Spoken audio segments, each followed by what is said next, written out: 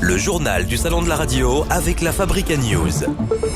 Et c'est déjà le dernier flash du salon en votre compagnie, Florence. L'occasion, à quelques heures de la fermeture de cette édition, de faire un premier bilan. Et un bilan plus que positif pour les organisateurs, avec une quarantaine d'ateliers sur des thèmes très divers, une cinquantaine d'exposants et surtout un nombre de visiteurs qui a doublé par rapport à l'an dernier. Le cru 2014 est donc plus que satisfaisant. Écoutez Philippe Chapeau, l'organisateur du salon. On est à plus de 4000 visiteurs sur les 3 jours, préenregistrés. Et je pense que rien que dans la journée d'hier, on était à pas loin de 2000 visiteurs. Donc une gestion qu'on n'attendait pas trop en fait, puisque l'année dernière, on était à un peu plus de 2000.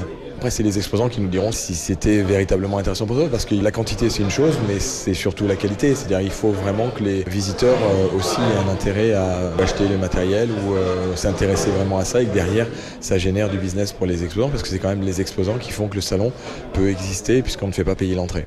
Et le salon n'est pas encore terminé, il reste quelques ateliers, certains sont d'ailleurs en cours. Renseignez-vous sur le programme, bien évidemment. Alors le salon de la radio a également été l'occasion pour les Indés Radio de se réunir. Je crois que c'était hier soir en même temps que la cérémonie d'ailleurs. Exactement, ouais. Il y avait un Radio Zest speed dating et un cocktail également. Je vous rappelle que ce groupement de radios indépendantes comprend 126 structures régionales ou thématiques. Alors les Indés Radio sont-elles gage de diversité dans le paysage audio-radiophonique? La réponse avec Jean-Éric Valli, le président des Indés Radio. Oui, parce qu'elles ont toutes une direction des programmes indépendantes les unes des autres. Et tout ensemble, elles font 8,5 millions d'auditeurs. Donc c'est une voix très puissante aux côtés des radios nationales traditionnelles et qui sont dans des groupes concentrés. Elles gèrent leur entreprise comme bon leur semble et je pense que c'est ça qui plaît aux auditeurs parce que c'est quelque chose d'assez différent.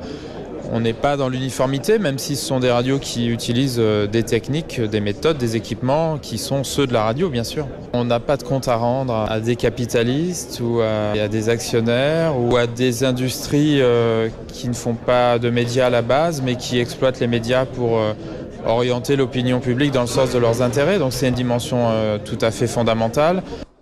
Et cette nouvelle édition du Salon de la Radio a vu naître de nouveaux talents, vous le disiez tout à l'heure, animateurs, chroniqueurs ou encore journalistes, en radio ou en télé.